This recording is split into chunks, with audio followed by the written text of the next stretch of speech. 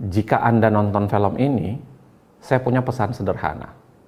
Satu, tolong jadikan film ini sebagai landasan untuk Anda melakukan penghukuman. Saya mau terlibat dalam film ini karena banyak orang yang akan makin paham bahwa memang telah terjadi kecurangan yang luar biasa sehingga pemilu ini tidak bisa dianggap baik-baik saja. Selain diajak oleh figur-figur yang saya hormati, tentu saja film ini dianggap akan mampu mendidik publik betapa curangnya pemilu kita dan bagaimana politisi telah mempermainkan publik pemilih hanya untuk memenangkan kepentingan mereka. Kecurangan ini jangan didiamkan atas nama kelancaran pemilu. Film ini adalah monumen, tagihan, monumen yang akan kita ingat bahwa kita punya peranan besar melahirkan orang yang bernama Jokowi.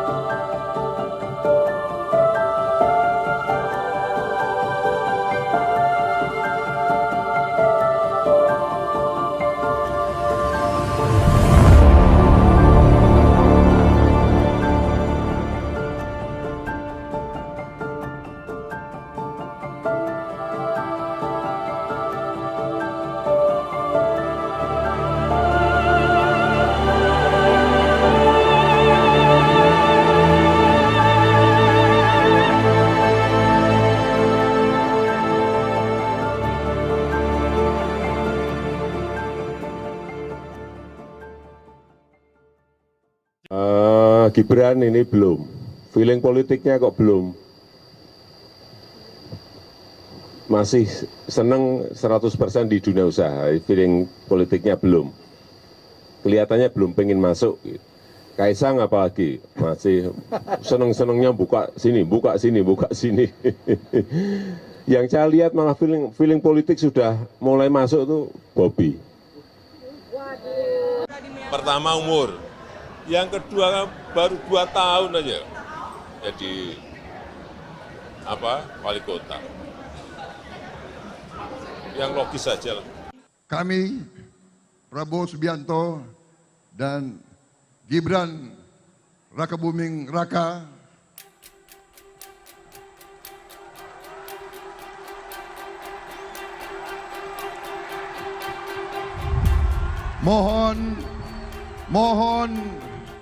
mohon doa restu dari seluruh rakyat Indonesia,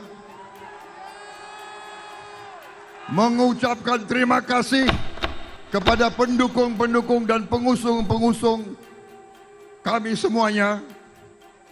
Dan saya ingin di sini menyampaikan, tenang saja Pak, saya sudah ada di sini. Ya, orang tua itu hanya tugasnya mendoakan dan merestui.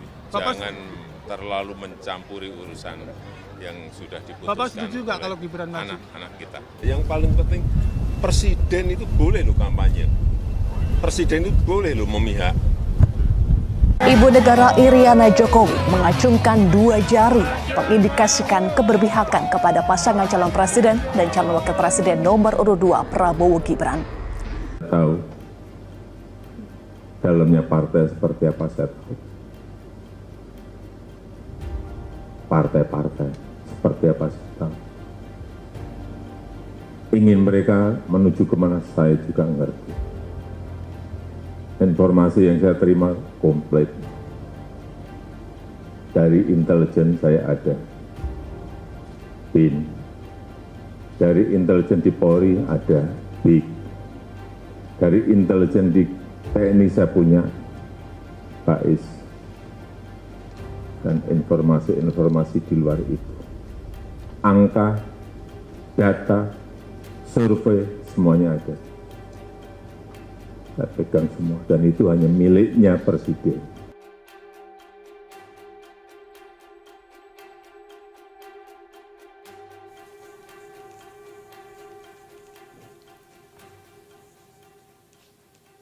Pemilu sebentar lagi akan dimulai, pemilu presiden dan pemilu legislatif. Khusus pemilu presiden, pertanyaan paling menariknya untuk tahun 2024 adalah apakah pemilu 2024 presiden akan satu putaran? Kalau kita lihat angka yang ada menunjukkan bahwa memang pasangan 02 yang di situ ada anak presiden sedang memimpin. Dan itu barangkali yang membuat mereka sangat getol untuk berkata, mereka mau satu putaran. Dan hampir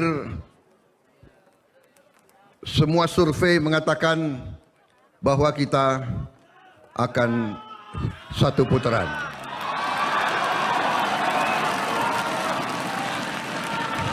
Saudara-saudara, hampir semua survei mengatakan kita sudah satu putaran. Kembali pertanyaannya soal mengapa satu putaran? 2 putaran itu membuat resiko kekalahan bagi orang yang sedang memimpin itu menjadi besar. Sebenarnya, secara ilmu politik dan hukum ketatanegaraan, kita bisa bicara bahwa pertarungan pemilu itu seringkali melahirkan dikotomi antara pro status quo dan pro perubahan. Antara orang yang jualannya adalah melanjutkan yang terdahulu dengan orang yang jualannya adalah ingin melakukan perubahan atau perbaikan secara mendasar. Dikotomi ini bukan khas Indonesia, bisa terjadi di berbagai belahan negara, bahkan dalam tingkat yang lebih lokal, pernah terjadi dalam konteks Pilkada DKI Jakarta. Kalau Anda lihat Pilkada DKI Jakarta, menurut data survei, secara konstan sebenarnya pasangan Ahok dan Jarot yang kita ketahui didukung juga oleh Presiden Jokowi kala itu, senantiasa secara konstan memenangkan posisi paling atas dari semua survei.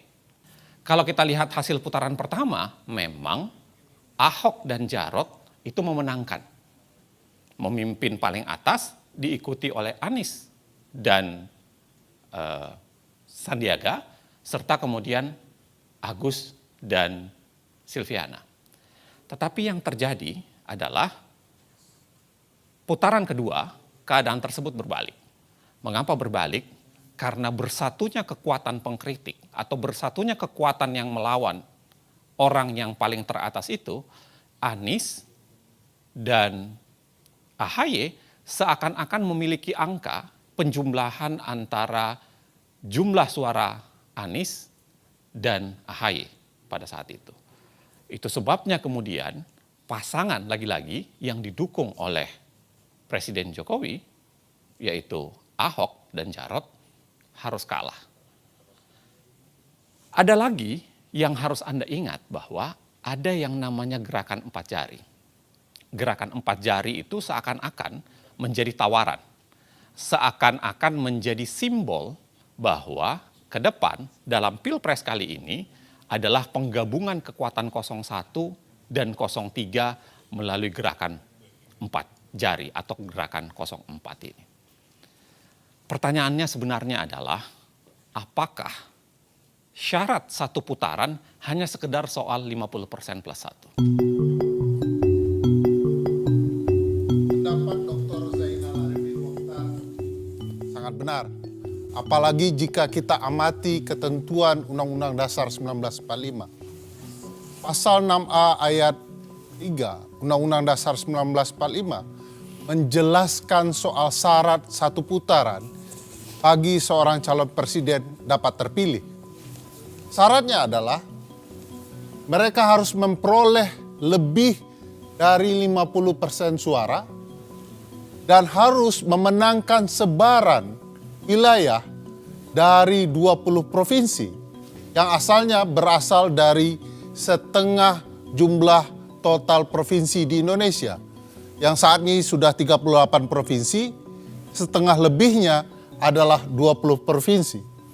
Dan setiap kemenangan di 20 provinsi itu harus disertai kemenangan lebih dari 20% suara minimum di setiap provinsi.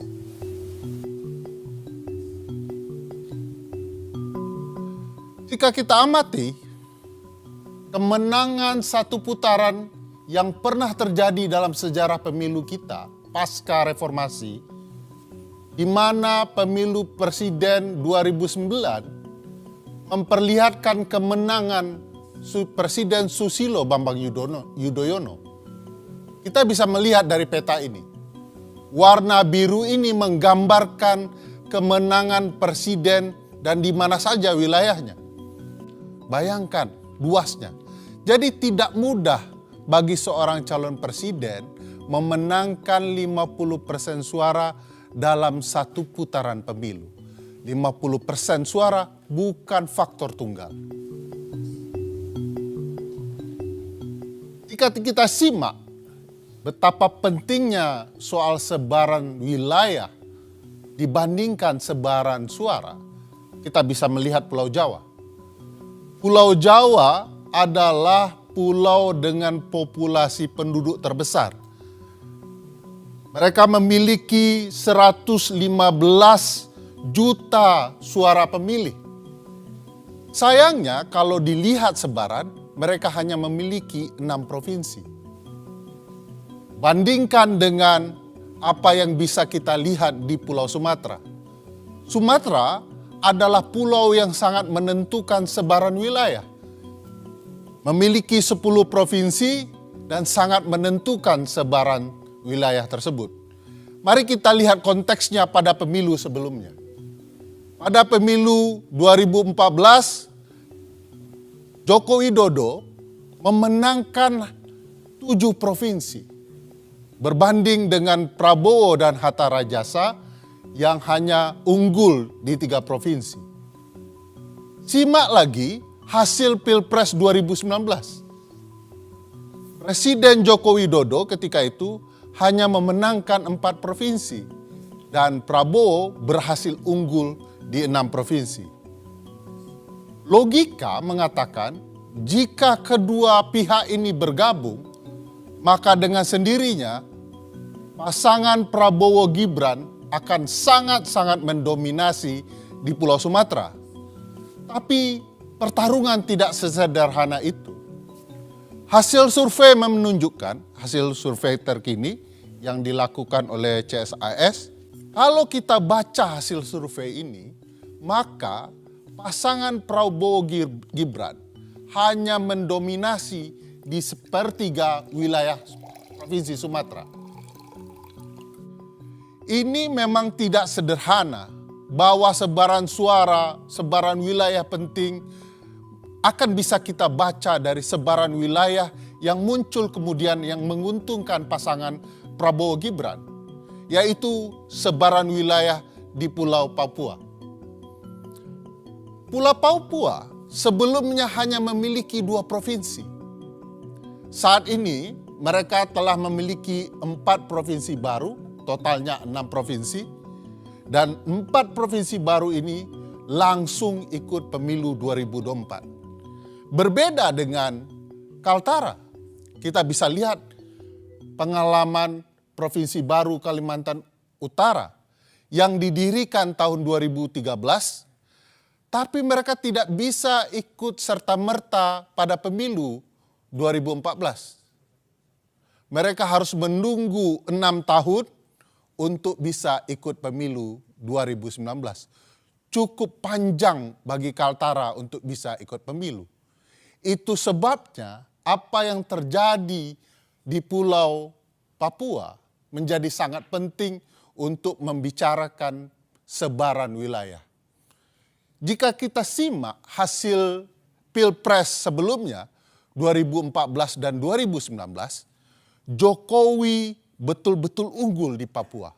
Tak pernah kalah satu kali pun dalam kontestasinya. Ketika itu, saat Jokowi menang Pilpres di Papua, Jenderal Tito Karnavian kebetulan menjadi Kapolda Papua. Lalu pada pemilu saat ini kebetulan sekali kalau Jenderal Tito juga merupakan Menteri Dalam Negerinya. Nah, sebaran wilayah tentu saja sangat-sangat menentukan. Saya ingin mengambil contoh kasus pemilu Presiden Amerika di tahun 2016. Semua orang tahu bahwa dalam pemilu itu Hillary Clinton memenangkan suara terbanyak, popular vote. Bisa dilihat di peta, sebarannya tidak terlalu banyak, tidak juga menumpuk. Ini menggambarkan kemenangan Hillary di suara terbanyak. Tetapi Hillary tentu saja tidak menang di jumlah sebaran. Bandingkan dengan kemenangan sebaran wilayah yang didapat oleh Donald Trump.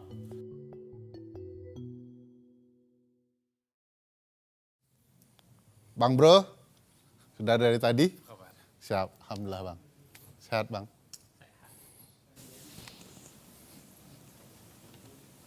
Bagus sekali Jasmine. Pinjam lari dari pagi. Lari? Lari 10 kilo. 10 kilo, buset. Makanya banyak minum.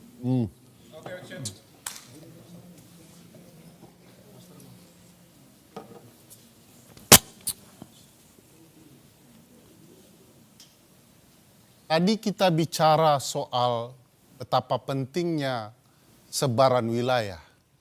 Sekarang kita mau bicara soal siapa penguasa di wilayah tersebut. Semenjak 2021, Presiden Joko Widodo sudah melakukan penunjukan kepada 20 penjabat gubernur di 20 provinsi. Kita bisa lihat di peta ini, warna orange menunjukkan sebarannya dari ujung Indonesia hingga Papua. Presiden berwenang menunjuk penjabat gubernur sekaligus memberikan pengaruh luar biasa dalam penunjukan penjabat bupati dan wali kota. Kewenangannya di Menteri Dalam Negeri yang kemudian mendapat restu dari Presiden. Gambaran ini menunjukkan sebaran penunjukan pejabat bupati wali kota sekaligus gubernur di seluruh Indonesia. Kita bisa lihat sebaran wilayahnya. Warna merah adalah bupati dan wali kota dan orange adalah gubernur dari seluruh Indonesia. Hanya saja kalau kita lihat peran dari Pak Tito Karnavian sebagai Mendagri dan restu dari Presiden dalam penunjukan penjabat kepala daerah, pada dasarnya mereka tidak mematuhi putusan Mahkamah Konstitusi. Mahkamah menentukan bahwa proses penunjukan pejabat haruslah dilakukan secara terbuka, transparan. Mereka harus kemudian mendengarkan aspirasi pemerintah daerah dan masyarakat daerah, sekaligus taat pembentukan peraturan teknisnya agar penunjukan itu dapat berlangsung dengan fair. Sebab itulah kemudian karena ini melanggar putusan MK, Komisi Informasi Pusat dan Ombudsman Republik Indonesia menyatakan bahwa penunjukan penjabat itu telah melakukan maladministrasi. Seluruh wilayah ini yang terdapat penjabat bupati, wali kota, dan gubernur, kalau kita lihat jumlah daftar pemilih tetapnya adalah sebesar 140 juta suara yang ekuivalen dengan 50% lebih suara pemilih. Peran penjabat gubernur tentu saja sangat berpengaruh dan siapa saja mereka.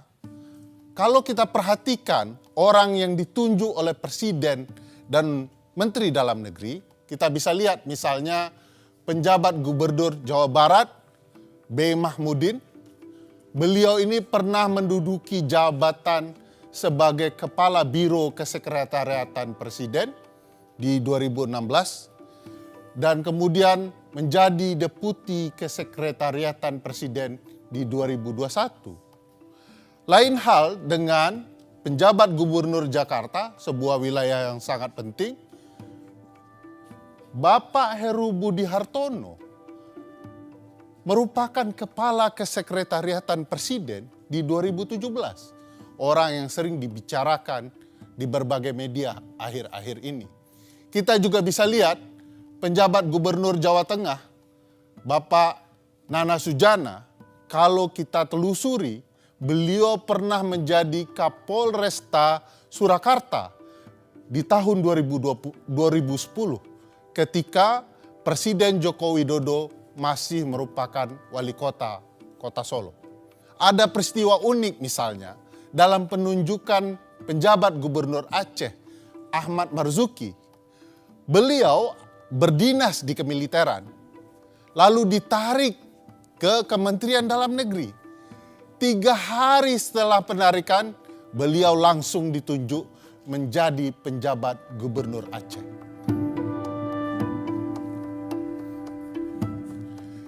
Berbagai hal bisa kita lihat antara relasi penunjukan dan berbagai peristiwa ketidaknetralan penjabat gubernur atau pejabat lain di dalam pemilu. Saya mau ambil contoh kasus PJ Gubernur di Kalimantan Barat. Tapi jangan lupa pilih presiden yang memihak kepada pembangunan IKN.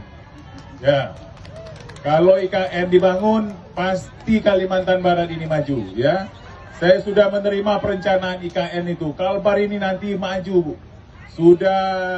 Sudah ada ring road yang saya lihat.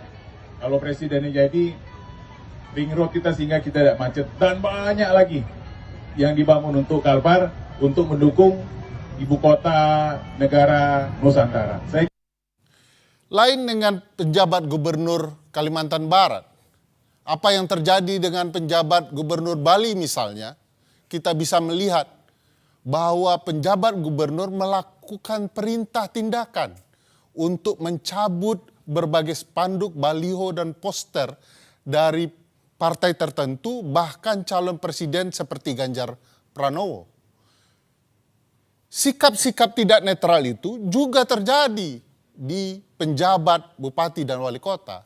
Saya ambil contoh apa yang terjadi dengan penjabat bupati Muna Barat. Video ini bisa menjelaskan. Ini jauh-jauh dari Jakarta hadir langsung di pertemuan kita hari ini. Ya, ini namanya Pak Laode Umar Bonte. Beliau calon anggota DPD RI. Ya. Ingat masyarakat saya, calon anggota DPD RI. Dan beliau adalah salah satu tokoh pemuda kita, orang muda yang ada di Jakarta. Dan beliau juga sebagai ketua relawan Ganjar, pro Ganjar. Ingat, pro Ganjar. Hal yang sama mungkin bisa juga menjelaskan betapa tidak netralnya penjabat gubernur dalam berbagai hal. Misalnya contoh yang menarik apa yang terjadi di Sorong, Papua Barat. Penjabat Bupati Sorong, Yan Piet Moso, menandatangani fakta integritas dengan Kepala Badan Intelijen Daerah. Kesepakatan dalam fakta itu adalah bagaimana dia harus memenangkan calon Presiden Ganjar Pranowo sebesar 60%. Angka yang tidak main-main. Sebenarnya begini, sebenarnya kenapa wewenang kepala daerah itu potensial? Karena lagi-lagi penyalahgunaan terhadap wewenang kepala daerah, khususnya yang PJ itu menjadi sangat mungkin menjadi faktor untuk memenangkan pemilu, khususnya untuk sebaran wilayah. Kalau kita lihat sebenarnya apa saja sih wewenang kepala daerah yang potensial disalahgunakan itu? Yang pertama dan yang paling penting tentu saja adalah soal mobilisasi birokrasi. Yang kedua, bicara soal izin lokasi kampanye, karena kemudian sangat mungkin dipikirkan mana yang boleh berkampanye dan tidak. Dan yang ketiga adalah khususnya memberikan sanksi atau membiarkan kepala daerah yang tidak netral itu tetap menjabat. Kepala desa maksudnya. Kita bisa lihat bagaimana Bobi sebagai seorang kepala daerah di Medan itu menunjukkan sikap yang sebenarnya tidak netral. Dan kemudian sangat mungkin diterjemahkan itu adalah bagian dari upaya memobilisasi birokrasi. Pada saat yang sama, kita juga kita bisa lihat problem dari izin lokasi. Dari potongan ini terlihat ada 6 kampanye Anies yang izinnya mendadak dicabut oleh Pemda. Ribuan kepala desa memadati arena GBK pada Minggu 19 November 2023. Dilansir dari tribunnews.com, ribuan kepala desa tersebut akan mendeklarasikan dukungan kepada pasangan Prabowo Gibran. Masa yang hadir di GBK tergabung dalam organisasi Desa Bersatu. Bapak Prabowo dan Mas Gibran yang sedikit mau merespon. Buat kami tidak terlalu peduli dengan janji-janji calon presiden. Kami lebih peduli pada siapa yang mau peduli dengan desa. Jadi gitu kira-kira teman-teman, saya ucapkan banyak terima kasih. Kita akan lihat nanti apa yang akan disampaikan Mas Gibran. Mudah-mudahan Bapak Prabowo juga hadir, dan saya lihat bapak-bapak petinggi-petinggi kita juga banyak yang hadir nih. Nanti mereka memberikan tanggapan. Saya pikir demikian teman-teman semua. Masih soalan daerah, apa yang Anda baru saksikan itu adalah kasus deklarasi Desa Bersatu di GBK. Memang dalam kasus deklarasi Desa Bersatu awalnya ada perdebatan soal apakah itu ditujukan untuk dukungan terhadap paslon tertentu atau tidak.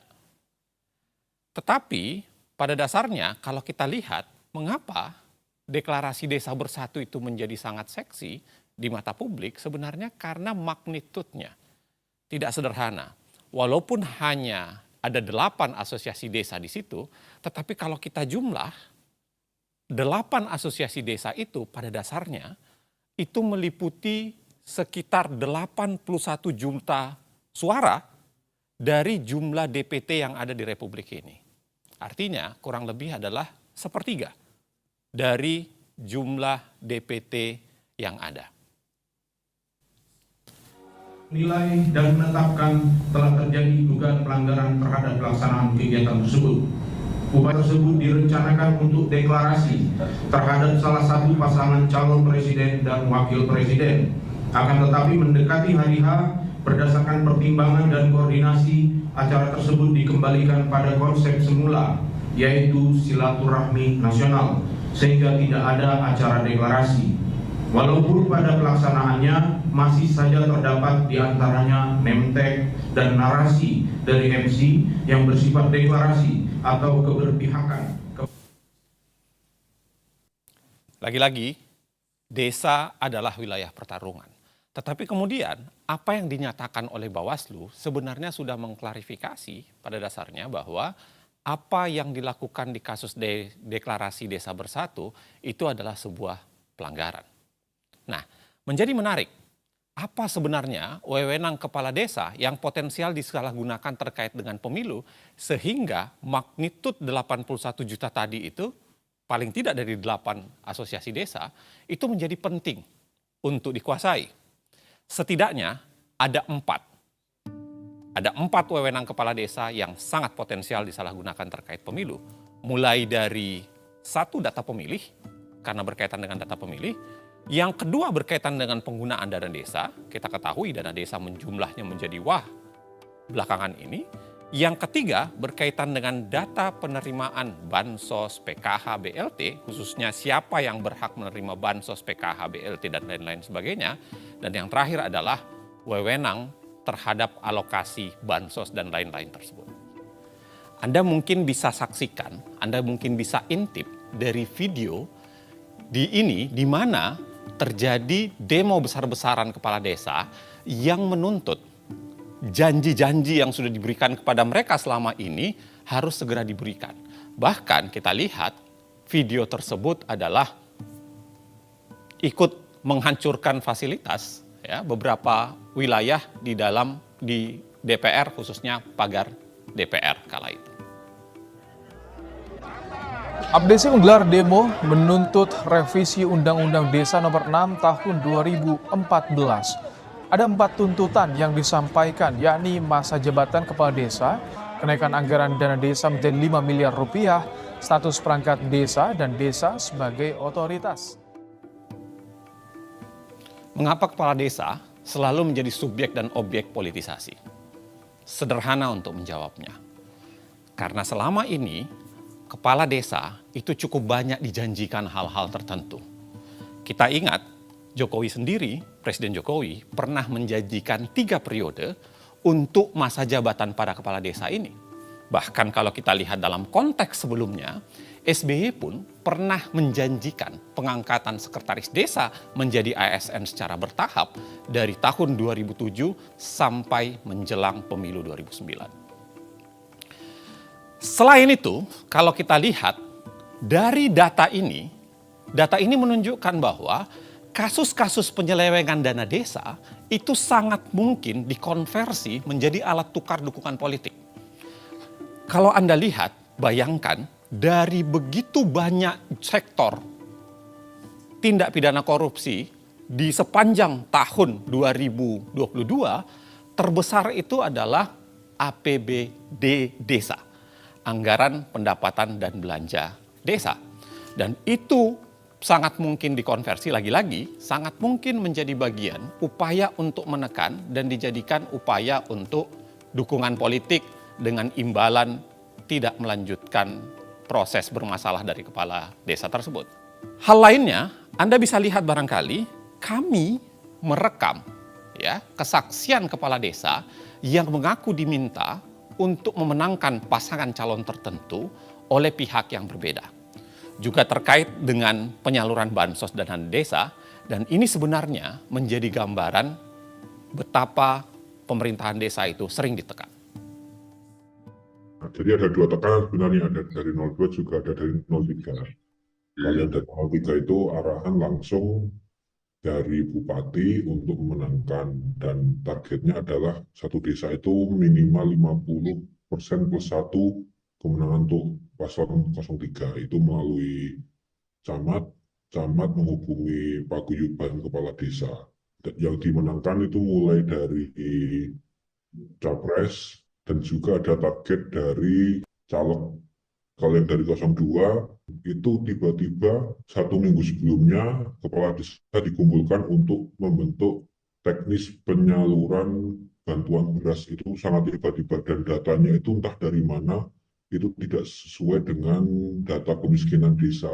Akhirnya juga menjadi polemik di desa. Itu yang bantuan dari pemerintah. Kemudian di hari yang sama saya dihubungi anggota kepolisian untuk meminta izin akan menggunakan balai desa untuk deklarasi 02. Waktu ada berita beberapa kepala desa yang tersangkut korupsi, tiba-tiba 3 kabupaten lain menjadi sasaran. Itu kita senantiasa diawasi Polda. Bahkan ketika kami dikejar laporan, kita harus menyiapkan laporan selama 2021 sampai 2023. Kita tiba-tiba diminta untuk menyiapkan laporan karena akan ada indikasi diperiksa oleh Polda. Ini juga kami semua kepala desa di Paguyuban itu juga bingung. Akhirnya kan yang repot kami sendiri karena itu tidak sesuai dengan data kebutuhan di desa. Ya, memang kasihan mereka. Kepala desa itu dengan tidak ada pengawasan di daerah, mereka seringkali ya menjadi permainan, dan dalam pertarungan gajah kan memang seringkali rumput yang terinjak-injak kan, dan mereka yang terinjak-injak seringkali. Gitu. Korbannya lah ya. Iya. Ngomong-ngomong rumput gajah, Ya. aku mau nambahin penjelasan. Ya, langsung dia. Semangat. Ya, karena ternyata bukan hanya di level bawah kecurangan-kecurangan itu terjadi, tapi juga di kalangan pejabat negara. Siapa yang suka sama Jokowi angkat tangan. Loh, Pak Jokowi itu pan itu Pak Jokowi. Makanya kita dukung Gibran. Cocok? Gibran itu sopo sih? Ucapan terima kasih Pak Jokowi atas pembagian bansos berupa beras seberat 10 kg yang dilakukan Menko Bidang Perekonomian Airlangga Hartarto. Pembagian bansos kepada warga Mandalika di Lombok, Nusa Tenggara Barat tersebut dilakukan pada 14 Januari lalu. Jadi tolong Ibu bicara terima kasih Pak Jokowi, tolong direkam. Bisa? 1, 2, 3. Hari-hari ini kita memang seringkali melihat begitu banyak bansos atau bantuan sosial dibagi-bagikan. Kita bisa lihat di sini statistiknya mulai 2014 sampai 2024 supaya kita bisa melihat tahun demi tahun dan Anda juga bisa melihat bagaimana di setiap pemilu yang warnanya abu-abu dia akan mendadak melonjak naik dibandingkan tahun-tahun lainnya. Kecuali tentu saja pada 2020 sampai 2022 di mana kita mengalami pandemi COVID-19. Tapi bahkan kalau dibandingkan dengan itu pun tetap pemilu 2024 ini ternyata menunjukkan angka yang sangat tinggi, hampir mencapai 500 triliun. Kalau kita lihat bagaimana sebaran dan kecepatan pemberian bansos atau bantuan sosial, memang kita akan melihat bagaimana pemberian bansos ini biasanya meroket, push, ketika terjadi pemilu. 2008 santai, kemudian 2009 terjadi kenaikan, 2013 menjelang 2014 mulai rapat, kemudian 2019 kelihatan kerapatannya, kita semua bisa melihat di sini, sampai dengan pemilu 2024. Begitu rapat dan begitu banyak. Di sini tiba-tiba keluar berbagai macam bantuan sosial yang diberikan oleh pemerintah. Bahkan kita bisa lihat bagaimana baru bulan Januari kita sudah menghabiskan 78,06 triliun untuk bantuan sosial. Di sini kita juga bisa melihat beberapa detail bantuan sosial itu. Kita bisa lihat ya angkanya di atas. Dari 496,8 triliun menjadi 508 triliun. 508 triliun ini sebagiannya memang belum dialokasikan, tapi sudah direncanakan untuk dialokasikan sampai dengan 2024 ini. Kita lihat detailnya misalnya bansos sembako yang mencapai 18,8 juta kepala keluarga. Kemudian kita juga bisa melihat yang angkanya besar dan beberapa kali dibicarakan, yaitu beras 10 kg per kepala keluarga yang mengcover 22 juta kepala keluarga. Yang juga angkanya signifikan dan banyak dibincangkan adalah bantuan langsung tunai. 18 juta kepala keluarga akan mendapatkannya. Di sini kita lagi-lagi bisa melihat bagaimana bantuan sosial ini meroket menjelang pemilu, ya, dan kita bisa melihat bagaimana kemudian bansos ini dipergunakan secara berlebih-lebihan dan melebihi apa yang dilakukan pada saat pandemi COVID-19. Tidak hanya bantuan sosial, pemerintah juga mengeluarkan kebijakan populis lainnya. Misalnya gaji PNS, TNI dan Polri termasuk PPPK yang naik 8% pada 2024. Selain itu juga ada kenaikan gaji pensiunan PNS yang naik 12% di 2024. Kita jadi bisa bertanya-tanya apakah memang itu upaya-upaya itu adalah cara untuk menaikkan kesejahteraan atau memang hanya populisme belaka? Karena ternyata kenaikan upah buruh hanya naik 3,2 sampai 4,4%. Kita mesti ingat bahwa bantuan sosial itu kita harus klarifikasi di sini. Bukannya bantuan sosial harus dihentikan atas nama pemilu, tapi kita harus kembalikan bahwa bantuan sosial atau bansos bukan bantuan politik dan pejabat. Bantuan sosial itu sebenarnya adalah cara untuk secara cepat melaksanakan amanah dari Pancasila, sila kelima soal keadilan sosial. Kita juga membicarakan pasal 34 Undang-Undang Dasar 1945 yang bilang bahwa fakir miskin dan anak-anak terlantar dipelihara oleh negara.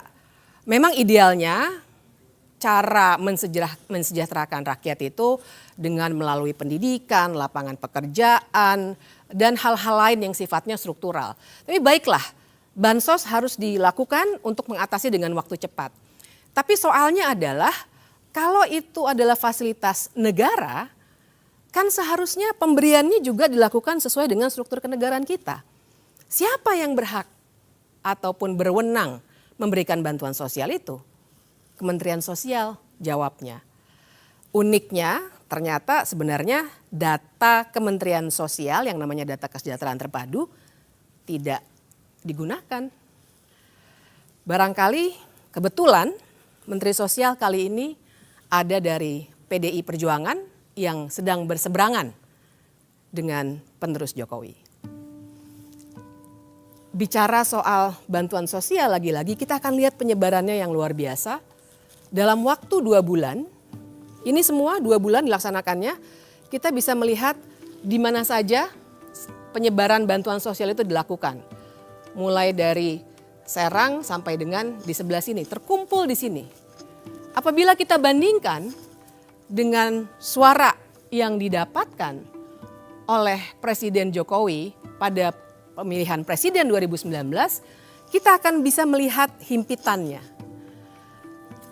Jadi di sini kita bisa melihat dengan jelas apa yang sebenarnya terjadi antara bantuan sosial yang harusnya fasilitas pemerintah yang kemudian digunakan dalam konteks elektoral seperti ini. Ada satu pemberitaan yang sangat menarik menurut saya karena menggambarkan apa yang dari tadi kita bicarakan. Kita bisa melihat dalam berita ini adalah soal bansos. Kita bisa melihat aparat, gubernur yang tadi juga dibicarakan, dan ajakan memilih capres yang melanjutkan Jokowi. Pertanyaan berikutnya adalah mengapa? Mengapa bansos juga dijadikan alat berpolitik dan lain sebagainya? Ada satu konsep dalam ilmu politik yang bisa kita gunakan yang namanya gentong babi atau pork barrel politics. Pork barrel, jadi memang istilah ini mengacu pada masa perbudakan di Amerika Serikat yang gambarannya seburuk perbudakan itu sendiri. Jadi bayangkan pada saat itu para budak harus berebutan mengambil daging babi yang diawetkan di dalam gentong. Mereka berebutan dan akhirnya muncul istilah bahwa ada orang-orang yang akan berebutan suatu jatah resmi untuk kenyamanan dirinya. Itu asal muasal istilah gentong babi. Jadi yang kita bicarakan di sini adalah cara berpolitik yang menggunakan uang negara untuk digelontorkan ke daerah-daerah pemilihan oleh para politisi agar dirinya bisa dipilih kembali. Tapi tentu saja kali ini Jokowi tidak sedang meminta orang untuk memilih dirinya, melainkan penerusnya. Oke. Menarik. Haus gara-gara gentong babi. Ambilin ya. Tadi yang lo omongin Bib, itu aneh ya. Gentong babi tapi kan yang nawar-nawarin itu pada para menteri ya. Kan ada tadi Erlangga sama itu dia. Zulhas. Persis. Jadi emang ada menteri-menteri. Coba ya aku jelasin lebih lanjut ya. Kita mulainya dari gambar menteri-menteri ini. Karena memang kalau kita perhatikan kenapa misalnya gentong babi itu bisa muncul. Karena sebenarnya kan gentong babi artinya dia resmi tuh. Kenapa dia bisa digunakan secara resmi? Karena dari menteri-menteri ini termasuk yang tadi videonya sudah kita lihat. Ternyata memang ada menteri-menteri yang berkampanye. Kita akan lihat 3 kategori. Kategori pertama adalah tentu saja menteri-menteri yang memang mencalonkan diri sebagai capres ataupun cawapres. Prabowo Subianto, Menteri Pertahanan.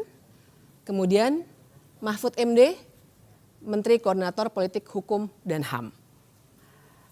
Apakah mereka boleh berkampanye? Tentu saja boleh, karena mereka memang sedang berkompetisi. Tapi syaratnya sebenarnya sangat ketat. Syarat pertama jelas mereka harus cuti.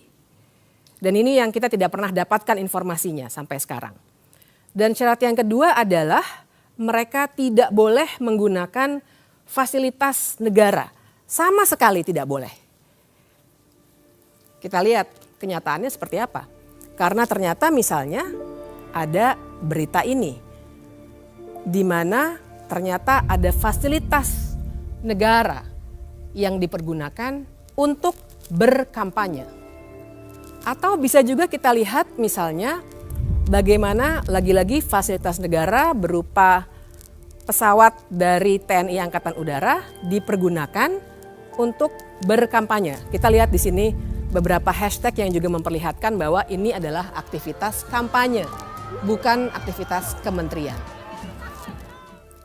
Satu lagi, misalnya ini yang juga membuat heboh waktu itu ketika akun X Kementerian Pertahanan resmi memberikan tanda pagar yang sebenarnya tujuannya adalah kampanye. Dan waktu itu sebenarnya beberapa kawan masyarakat sipil melaporkan penggunaan fasilitas negara ini, namun ternyata tidak bisa dilanjutkan. Kategori kedua sudah mulai ditampakkan juga di sini. Kategori kedua adalah para menteri yang masuk dalam tim kampanye. Ada beberapa nama yang terlihat, 4 dan 3 di sini. Pertanyaannya adalah apakah mereka boleh berkampanye? Sebagai tim kampanye tentu saja, itulah gunanya mereka masuk dalam tim. Tapi sekali lagi syaratnya juga ketat. Pertama, kita harus melihat apakah mereka cuti di luar tanggungan atau tidak. Dan yang kedua, lagi-lagi tidak boleh menggunakan fasilitas negara. Sekarang kita lihat bagaimana Wakil Menteri Agraria dengan jelas memperlihatkan dukungannya. Bahkan yang paling bisa kita tekankan adalah ketika itu ia sedang membagikan sertifikat kepada warga yang merupakan bagian dari wewenangnya sebagai wakil menteri. Tapi ternyata yang disapa adalah salah satu paslon. Kita juga bisa lihat kalau soal maghrib video ini. Baca Al-Fatihah waladolin. Ada yang diem sekarang, Pak. Ada yang diem sekarang. Saking cintanya sama Pak Prabowo itu.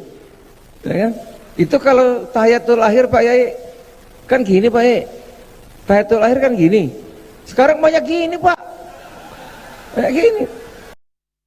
Ini sebenarnya tidak terlalu lucu ya, tapi yang kita harus perhatikan di sini backdropnya. Kementerian Perdagangan. Pertanyaannya pada saat itu, apakah dia sedang berada dalam kapasitasnya sebagai Menteri Perdagangan atau sebagai tim kampanye? Tidak pernah ada penjelasan, tapi video tadi sudah sangat menunjukkan kepada kita. Kita lihat yang berikutnya. Ini juga salah satu wakil menteri. Lagi-lagi kita perhatikan bagaimana ia sedang berkampanye. Pertanyaannya adalah apakah saat itu ia sedang cuti dari tugas-tugasnya sebagai wakil menteri. Kategori ketiga adalah menteri-menteri yang diduga melakukan kampanye terselubung. Sekarang kita lihat di sini sudah rata terisi. Mengapa kita bisa sebut mereka melakukan kampanye terselubung? Karena mereka tidak terdaftar dalam tim kampanye resmi yang didaftarkan pada KPU. Yang ini stop. Prabowo Gibran. Tengah. Prabowo Gibran. Sebelah sini. Prabowo Gibran. Baik. Sebelah sini. Di sini bisa kita lihat ajakan yang sangat nyata dari salah seorang menteri yang tidak terdaftar dalam tim kampanye dan juga sepanjang yang publik bisa ketahui tentu saja tidak terdaftar sebagai menteri yang sedang melakukan cuti. Begitu juga di sini, Menteri Erick Thohir tidak mundur dan juga tidak dalam konteks cuti, dan kita lihat jelas dari backdrop acara ini, ia sedang melakukan pelaksanaan kampanye. Berikutnya, barangkali di sini Yasona Laoly dan Menteri Tri Risma hari ini sedang diajak menjadi peserta yang boleh saja menurut konteks Undang-Undang Pemilu kita, tapi persoalannya apakah mereka sedang cuti atau tidak? Tidak pernah ada informasi yang cukup. Satu lagi kita bisa lihat juga sebuah dukungan terbuka, kita bisa lihat lagi dari backdropnya dari salah seorang menteri, dan pertanyaannya sama, apakah ia sedang melaksanakan kampanye yang nampak seperti itu? Kalaupun ia ikut serta, apakah dia cuti atau tidak? Tidak ada informasi, dan lagi-lagi kalau kita lihat daftarnya, ia tidak terdaftar dalam tim kampanye paslon yang didukung. Jadi ini dari saya sampaikan. Jadi saya sampaikan simpulan saya, saudara-saudara sekalian sebangsa tanah air. Kita pilih orang yang tepat menjadi Presiden Republik Indonesia. Tanggal 14 yang tepat. Saya pribadi memilih Pak Prabowo alasan yang sangat sederhana, berkelanjutan. Dan dia punya spirit NKRI yang bagus dan dia membuktikan keberhasilan dia yang lalu. Itu tidak dapat diungkiri. Itu dari saya, pesan dari saya sekali lagi Luhut Binsar Panjaitan, pilih Prabowo karena menurut saya dia pilihan terbaik untuk presiden pada saat ini. Dan itu akan membawa kemajuan ke Indonesia dan membawa keberlanjutan Indonesia. Dan terakhir, setelah tanggal 14 kita sudah coblos, kita damai lagi, guyup lagi. Jangan lagi datang dengan kata-kata yang tidak bagus. Kita harus berdamai. Karena nanti 5 tahun lagi ada pesta demokrasi. Mari kita berpesta demokrasi dengan baik, dengan santun, supaya Indonesia ini menjadi bagus. Tidak ada yang Begitu terangnya dukungan ini diberikan, sehingga kita bisa menduga ada kampanye terselubung yang tengah terjadi. Tapi bagaimana mereka bisa begitu berani melakukan kampanye itu? Bisa jadi karena presiden juga sebenarnya tidak netral. Pertanyaannya kan apakah presiden harus netral? Ya tentu harus. Dia harus netral dalam perilakunya. Dia boleh mendukung sebagai makhluk politik, tentu saja presiden makhluk politik. Dia pasti punya keberpihakan. Tapi silakan simpan saja keberpihakan itu di kepalanya sampai nanti dia mencoblos di TPS. Tapi berkampanye beda dengan netral. Kalau pertanyaannya kemudian apakah presiden boleh berkampanye? Kita tentu saja harus berpegang pada Undang-Undang Pemilu, Undang-Undang 7 2017. Dikatakan di situ memang presiden boleh berkampanye, tapi kita harus membaca undang-undang secara utuh dan lengkap. Tidak bisa hanya melihat satu ayat saja dan satu pasal yang menyatakan kebolehan ini. Kita harus lihat lengkap bahwa ternyata kebolehan berkampanye ini sepanjang sang presiden diikut sertakan dalam kampanye. Seperti yang tertera di pasal 281. Jadi dia tidak boleh menjadi pelaksana kampanye itu sendiri kecuali jika dia adalah petahana yang mencalonkan lagi. Ini jelas ada di pasal 299 ayat 1. Dan ini juga dimungkinkan karena konstitusi kita mengatur presiden memang boleh 2 kali untuk menjalani masa kepresidenannya. Dan ia bisa saja melaksanakan kampanye bila ia terdaftar sebagai tim kampanye. Ini ada di ayat 3 dari pasal 299 itu. Tapi lagi-lagi syaratnya juga ketat, tidak hanya kebolehan-kebolehan belaka. Syaratnya adalah dia harus mengajukan cuti di luar tanggungan negara. Dia juga tidak boleh menggunakan fasilitas negara kecuali pengamanan. Dan dia juga harus tetap memperhatikan tugas negara dan pemerintahan. Tapi yang paling penting semuanya pejabat negara, menteri, apalagi presiden sebenarnya dilarang melakukan tindakan yang merugikan ataupun menguntungkan salah satu paslon.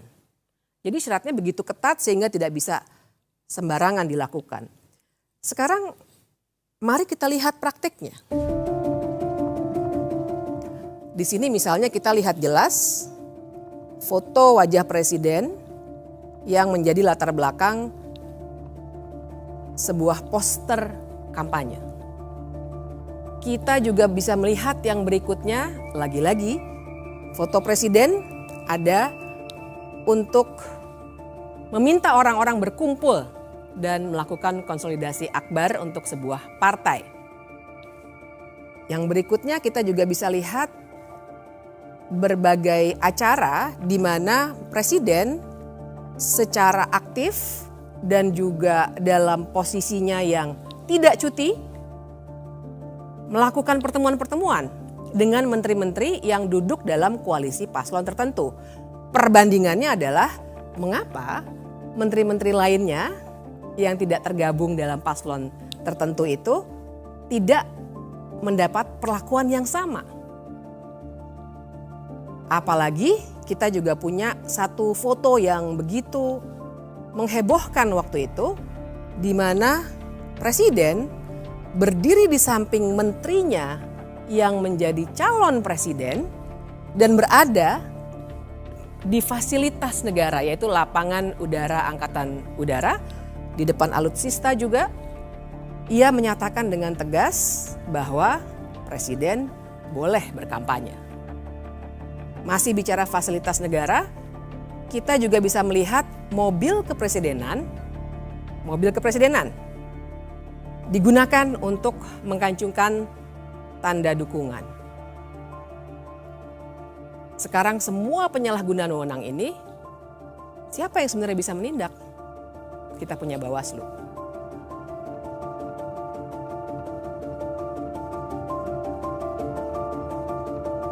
Saya ingin bercerita permasalahan tadi dengan menuturkan soal Bawaslu. Tentu saja segala kecurangan itu harus ditangani oleh Bawaslu dan ini merupakan tugas konstitusionalnya untuk mengawasi setiap tahapan penyelenggaraan pemilu. Tetapi faktanya Bawaslu inkompeten. Apa saja kira-kira kasus yang menceritakan betapa gagalnya Bawaslu mengawasi proses penyelenggaraan pemilu? Kita bisa melihat video ini. Ini tadi masukan-masukan, aspirasi dari para pimpinan, ketua-ketua organisasi desa. Sementara kami tampung dulu, mungkin minggu depan kita jadwalkan untuk ketemu saja ya Pak ya. Biar bisa kita detailkan lagi, kita carikan solusi bersama-sama. Dan ya kita harap kalau di visi misi kami sudah ada Pak, misalnya membangun dari bawah dan dari desa, itu salah satunya. Tapi nanti akan kami detailkan lagi yang jelas. Nilai dan menetapkan telah terjadi dugaan pelanggaran terhadap pelaksanaan kegiatan tersebut.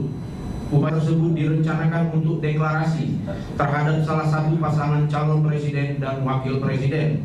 Akan tetapi mendekati hari H, berdasarkan pertimbangan dan koordinasi, acara tersebut dikembalikan pada konsep semula, yaitu silaturahmi nasional, sehingga tidak ada acara deklarasi. Walaupun pada pelaksanaannya masih saja terdapat di antaranya name tag dan narasi dari MC yang bersifat deklarasi atau keberpihakan. Bawaslu hanya berani memberikan sanksi teguran, padahal nyata-nyata harusnya terdapat sanksi yang menjerahkan agar peristiwa tidak berulang. Saya ingin juga memperlihatkan sebuah video yang menarik soal ketidakberanian itu. Berikut videonya.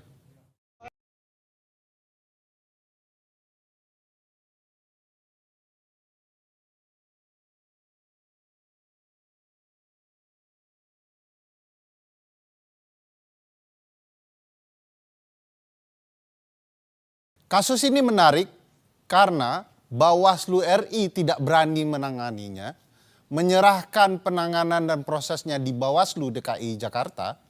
Tetapi temuan Bawaslu DKI Jakarta adalah ini merupakan pelanggaran perda.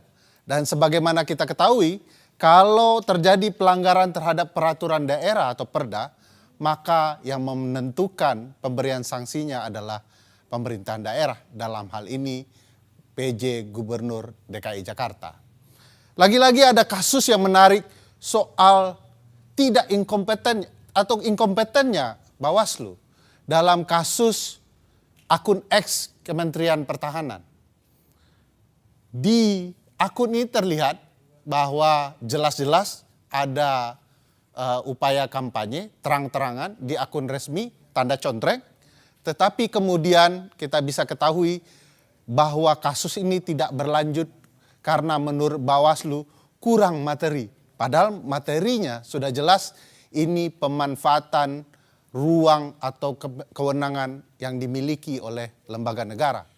Integritas Bawaslu yang dipertanyakan itu tentu berkaitan dengan bagaimana mereka diseleksi dan siapa yang kemudian menyeleksi mereka. Salah satu yang menjadi figur sentral adalah Ketua Pansel Dr. Juri Ardiantoro. Beliau adalah pansel Bawaslu yang kemudian kita ketahui merupakan tim sukses Jokowi di Pilpres 2019. Dan bahkan kita juga mengetahui juri adalah saat ini menjadi anggota TKN 2024 yang mengusung pasangan Prabowo Gibran. Kalau kita simak lebih jauh, bahkan Juri Ardiantoro pernah menjadi anggota Kepala Staf Presiden, KSP. Dan kita mengetahui relasi ini mempertegas hubungan Juri dan Jokowi. Kita bisa lihat Juri merupakan komisioner KPU 2012-2017 di mana Presiden Jokowi terpilih dalam pemilu Presiden 2014. Dan di tengah waktu dia kemudian ditunjuk menjadi Ketua KPU 2016-2017. Saya punya pengalaman menarik soal proses seleksi itu. Sebagai salah satu anggota di sebuah WhatsApp group teman-teman kepemiluan, beredar screenshot dan berbagai foto-foto yang kemudian membangun kecurigaan bahwa proses seleksi Bawaslu sudah ditentukan jauh hari sebelum kelolosannya. Dalam grup itu beredar screenshot foto-foto yang memperlihatkan nama-nama anggota Bawaslu yang lolos. Nama-nama itu disandingkan dengan nama-nama partai dan kita lihat bahwa nama-nama yang sama kemudian terpilih menjadi anggota Bawaslu di 4 hari kemudian. Apakah ini sebuah ketidaksengajaan? Memang perlu penelusuran lebih jauh. Tetapi ini menarik memperlihatkan bagaimana proses pemilihan mereka ternyata ada keraguan di mata publik. Mereka diragukan integritasnya padahal semestinya sebagai penyelenggara pemilu mereka non-partisan. Disebut di dalam Undang-Undang Dasar mereka harus mandiri. Masalah yang terjadi di Bawaslu tidak sendirian. Sebagai penyelenggara pemilu, KPU juga memiliki masalah yang sama. Soal KPU, saya ingin seseorang menjelaskan lebih jernih. Mungkin Dr. Uceng yang punya pengalaman soal ini bisa menuturkan.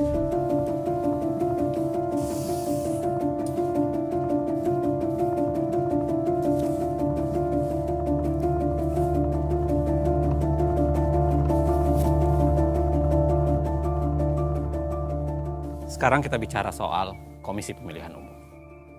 Secara konstitusional, Komisi Pemilihan Umum memiliki fungsi yang sangat luar biasa, khususnya untuk menyelenggarakan pemilihan umum di Republik ini. Dari sekian banyak fungsi KPU atau wewenang yang dimiliki oleh KPU, salah satu yang paling utama dalam kaitan dengan pemilu adalah menentukan siapa yang ikut pemilu. Dan itu dikenal dengan konsep khususnya untuk partai politik adalah tahapan verifikasi yang bersifat administratif maupun faktual. Syarat parpol untuk lolos verifikasi pada dasarnya sebenarnya itu ada beberapa catatan. Yang pertama adalah harus 100% kepengurusan dan kantor di ibu kota provinsi, 75% kepengurusan di kabupaten kota, 50% kepengurusan di kecamatan, Dan ini yang paling penting, ditambahkan adalah 30% keterwakilan perempuan. Dan itu pun sebenarnya minimal ya 100 atau maksud saya 1.000 orang dengan kartu tanda anggota per kabupaten kota. Mari kita periksa apakah syarat lolos verifikasi parpol ini dikerjakan KPU dengan baik. Kita kasih satu contoh, kasus Partai Gelora. Dalam kasus Partai Gelora yang lolos menjadi peserta pemilu, tetapi kalau kita lihat di lapangan ada begitu banyak kejanggalan. Kita lihat dari dokumen berita acara KPUD Murung Raya di Kalimantan Tengah yang menyatakan ada instruksi KPU agar mengubah status Partai Gelora dari tidak memenuhi syarat menjadi memenuhi syarat. Kalau kita lihat secara keseluruhan ya, Partai Gelora tidak memenuhi syarat, khususnya syarat soal 1.000 orang berkartu anggota di Kabupaten Murung Raya. Dari sampel uji petik yang dilakukan terhadap 114 kartu tanda anggota, Partai Gelora hanya memenuhi 85 orang yang terverifikasi punya kartu tanda anggota. Namun luar biasanya, partai ini tetap dinyatakan lolos. Tidak sekedar di Murung Raya, kasus Sangihe pun melihatnya menjadi menarik.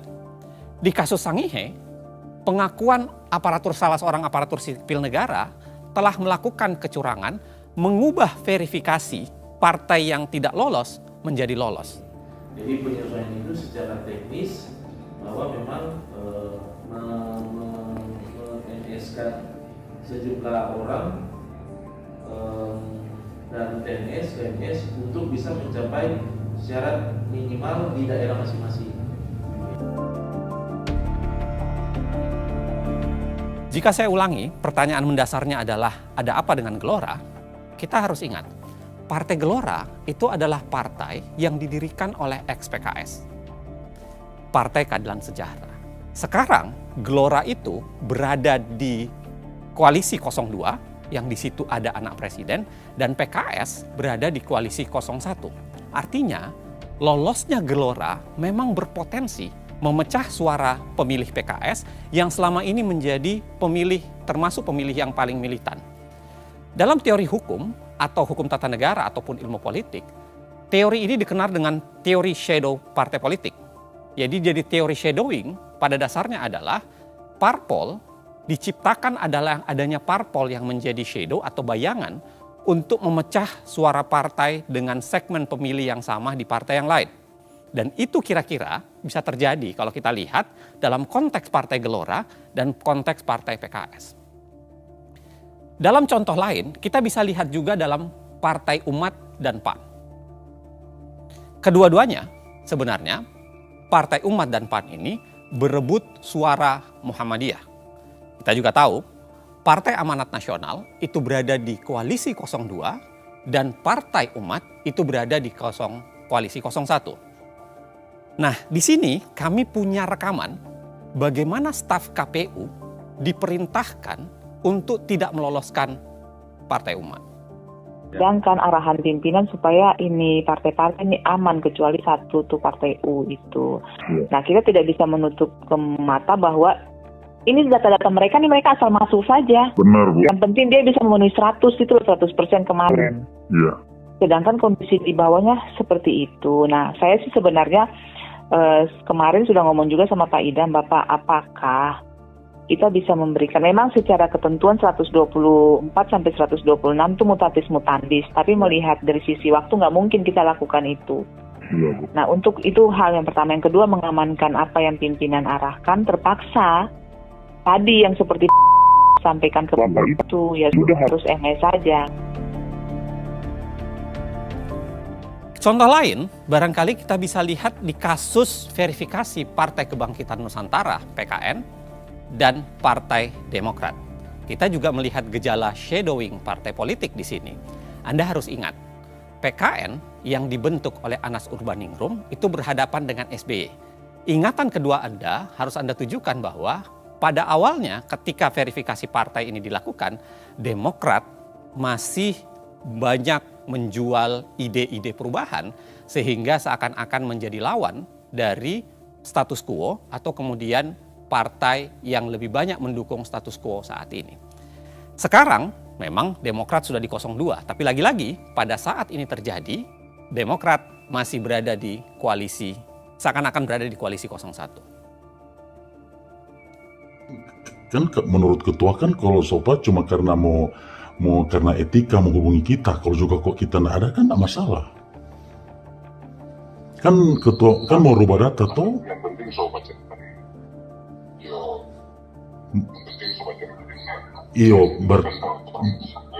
berarti ini mau manipulasi data dan ketua. Kitanya udah bukan manipulasi data, jadi ketua ini melaksanakan arahan Mar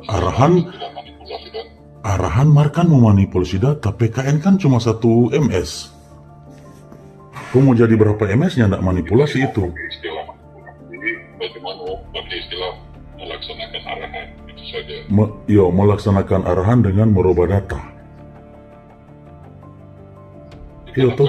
Istilah merubah data pokoknya melaksanakan arahan saja. Iya,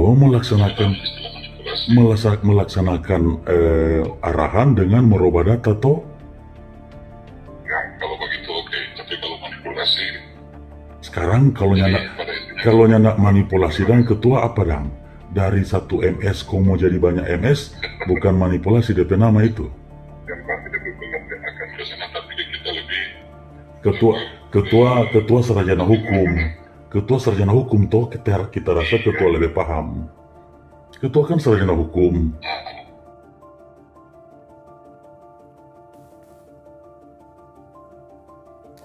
Kasus KPU Minahasa Utara yang tadi Anda lihat sebenarnya itu menggambarkan betapa ada problem di sana.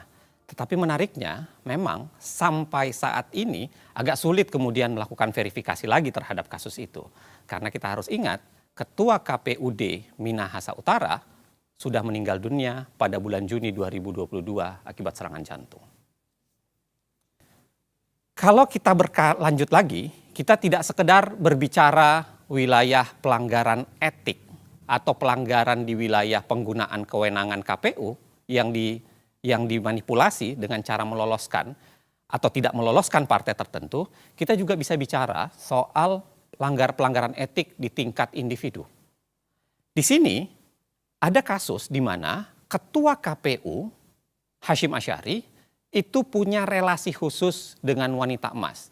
Kita bisa lihat Ketua KPU dan Ketua Partai Republik I yang itu dijabat oleh seorang yang dijuluki wanita emas, itu seringkali bertemu secara pribadi. Memang, dalam kasus itu, sanksi DKPP sudah dijatuhkan. Bentuknya apa? Peringatan keras terakhir. Sekali lagi, ingat, peringatan keras terakhir. Nah, menariknya memang, dari secara keseluruhan kalau kita baca KPU seringkali tampil lebih menjadi pelayan partai politik dibanding penegak hukum atau kemudian berusaha menyukseskan hak-hak publik bagi masyarakat. Yang terlihat, lagi-lagi KPU seringkali menjadi pelayan parpol. Misalnya kalau kita lihat di kasus tidak mematuhi putusan Mahkamah Agung soal 30% keterwakilan perempuan. Saya jelaskan secara sederhana ya, dalam kasus 30% keterwakilan perempuan, putusan Mahkamah Agung itu sebenarnya mengkoreksi cara KPU menghitung bagaimana yang dimaksud 30% keterwakilan perempuan. Karena pendekatan yang keliru itu membuat keterwakilan perempuan tidak bisa maksimal. Itu yang membuat banyak orang yang kemudian mengajukan ke Mahkamah Agung dan Mahkamah Agung akhirnya memutuskan dan menyatakan bahwa harusnya KPU melakukan koreksi terhadap itu. Dan itu tidak pernah dikoreksi secara langsung oleh KPU. Hal yang sama masih soalan tidak mematuhi putusan Mahkamah Agung. Dalam kasus napi koruptor, kejadian pun relatif terjadi sama.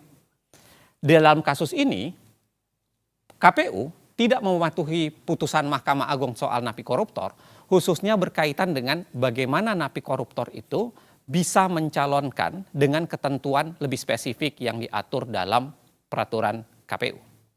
Kalau kita lihat dari daftar parpol dan caleg bekas koruptor di 2024, Ini adalah peta sederhananya untuk menggambarkan bahwa ada serangkaian partai sebenarnya yang masih mengusung caleg bekas koruptor.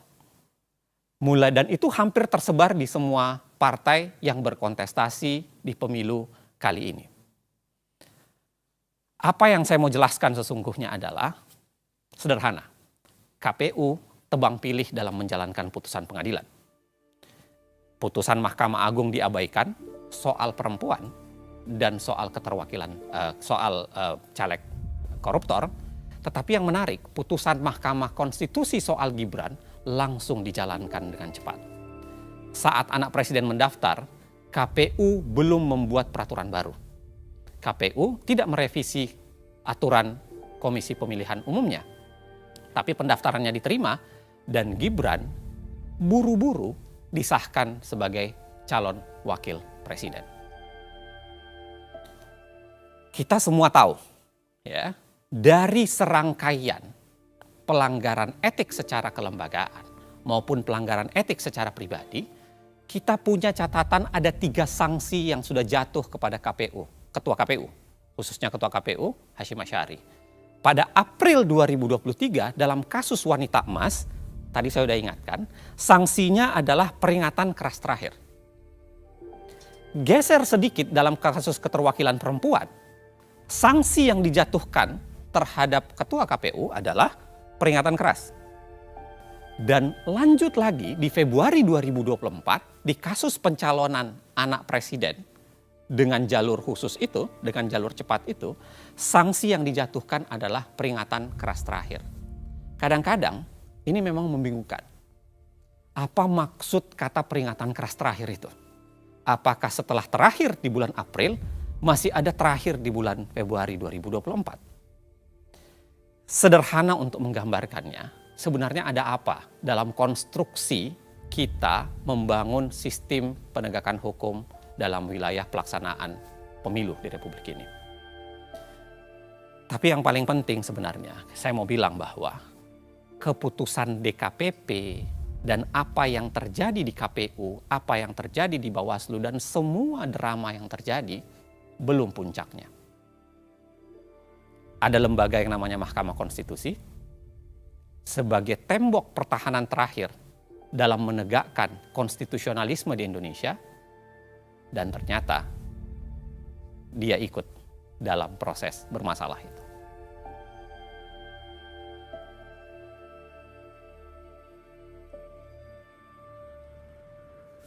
Puncak dari semua cerita tadi ada di sini, Mahkamah Konstitusi. Ada beberapa hal yang akan kita lihat bersama-sama, mengapa Mahkamah Konstitusi menjadi puncak dari cerita-cerita yang dari tadi sudah kita lihat sama-sama. Yang pertama, kita melihat ada kontradiksi di Mahkamah Konstitusi. Bayangkan sebuah pagar untuk memagari pencalonan presiden dan wakil presiden. Di satu sisi, untuk syarat mencalonkan yang berupa ambang batas pencalonan presiden atau presidential threshold, 31 kali, 31 ditolak oleh Mahkamah Konstitusi dengan berbagai alasan. Tapi ketika ada syarat lain yang diminta untuk diubah, tiba-tiba Mahkamah Konstitusi membuka pintu lebar-lebar hanya 1 kali permohonan. Apalagi kita harus ingat, cara untuk mengubah undang-undang melalui Mahkamah Konstitusi sebenarnya adalah cara yang dalam tanda kutip instan. Karena harusnya perubahan undang-undang dilakukan oleh pembentuk undang-undang sesuai pasal 20 Undang-Undang Dasar 1945. Dan kita juga akan melihat adanya konflik kepentingan.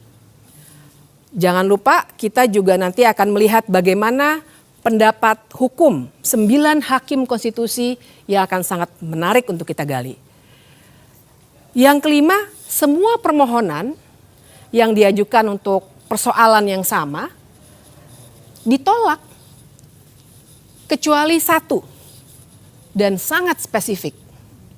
Yang keenam, putusan itu juga langsung berlaku. Tidak ditunda sampai pemilu berikutnya ataupun tidak ditunda sampai beberapa tahun tapi langsung berlaku saat itu juga. Yang ketujuh, permohonan ini sebenarnya sempat dicabut, kemudian didaftarkan kembali di hari libur. Lalu kita juga harus bicara soal fakta bahwa ada Majelis Kehormatan Mahkamah Konstitusi atau MKMK yang sudah memutuskan bahwa ada pelanggaran etik berat oleh Ketua Mahkamah Konstitusi yang adalah paman dari Gibran. Namun putusan MKMK itu karena terkait etik memang tidak langsung membatalkan putusan. Putusan 90 tetap berlaku. Perlu ada catatan juga bahwa Ketua Majelis Kehormatan MK itu ternyata punya potensi benturan kepentingan. Perlu saya jelaskan di sini bahwa menantu dari Ketua MKMK sekarang tengah mencalonkan sebagai anggota legislatif dari partai dalam koalisi yang mengusung Gibran. Dan anak dari Ketua MKMK itu juga pengurus di partai tersebut. Kemudian kita nanti akan melihat ada indikasi transaksi di balik konstitusi yang bisa terlihat dari fakta bahwa si pemohon menggugat calon wakil presiden karena wan prestasi di pengadilan perdata. Dan yang terakhir, Ketua MK yang tadi sudah diberikan sanksi etik untuk diberhentikan sebagai Ketua MK, ternyata malah menggugat ke Pengadilan Tata Usaha Negara supaya jabatan Ketua MK dikembalikan kepada dirinya. Tapi memang pada hari itu kami bertiga punya pengalaman yang berbeda-beda. Silakan Mas Uceng, Uda Ferry, bagaimana pengalaman pada hari itu yang bisa menggambarkan ke semua 11 yang tadi saya jelaskan sehingga sebenarnya sebuah media massa nasional mengatakan bahwa Gibran adalah anak haram konstitusi. Ya, kami ingin memulai dengan argumentasi bahwa setiap peristiwa bahkan kejahatan bisa dibongkar dengan mengungkap siklus waktu. 9 Maret, Partai Solidaritas Indonesia mengajukan permohonan pengujian Undang-Undang Pemilu, tepatnya pasal 169 huruf Q yang mengatur soal batas usia calon presiden dan calon wakil presiden. Ketentuannya menghendaki hanya orang yang sudah berusia 40 tahun yang dapat mengajukan diri sebagai calon presiden atau calon wakil presiden. PSI menginginkan diatur hanya orang yang telah berusia 35 tahun dapat mengajukan diri sebagai calon. Yang menarik dari PSI adalah ketika permohonan ini berjalan, komposisi ketua atau pimpinan PSI dirombak. Gibran yang merupakan kakak dari Kaisang yang semula diajukan sebagai calon presiden oleh PSI mengganti ketuanya menjadi adik Gibran, yaitu Kaisang. Lalu harus diingat bahwa Ketua Mahkamah Konstitusi adalah paman dari Gibran dan Kaisang. Juga sangat penting dalam perkara itu karena ini pengujian undang-undang, maka dengan sendirinya termohon dalam pengujian ini adalah pemerintah yang dipimpin oleh ayah Gibran, yaitu Presiden Joko Widodo. Ini menjadi catatan penting kalau kita bicara konflik kepentingan dalam perkara ini. Kemudian, Partai Garuda mengubah permohonan yang sama topiknya dengan meminta bahwa selain berusia 40 tahun, mestinya ada alternatif, yaitu berpengalaman sebagai penyelenggara negara. Permohonan mereka dimasukkan tanggal 2 Mei. Tanggal 5 Mei, seingat saya, ada 5 kepala daerah juga masuk. dengan logika yang kurang lebih sama. Tetapi bedanya adalah mereka sekaligus berpengalaman sebagai penyelenggara negara karena mereka adalah 5 kepala daerah yang sudah menjabat atau sedang menjabat di pemerintah daerah. Tidak lama kemudian, sebenarnya rentangnya cukup jauh sebenarnya, sekitar 3 bulan kemudian, ada Almas Sakibiru yang memasukkan permohonan baru dengan bahasa bahwa seorang yang bisa dicalonkan sebagai presiden atau wakil presiden itu sekurang-kurangnya harus berpengalaman sebagai kepala daerah. Tanggal 29 Agustus, sidang terakhir permohonan PSI, Partai Garuda, dan 5 kepala daerah dilangsungkan oleh Mahkamah Konstitusi. Dan saya ingat betul pada hari itu saya hadir di ruang sidang sebagai ahli untuk salah satu pihak terkait. Orang sering bilang saksi ahli, tapi yang benar ahli. Saya hadir dalam sidang, menyampaikan pandangan saya, dan waktu itu sebagai ahli biasanya ada dialog dengan para hakim dan semua yang ada di situ yang formal.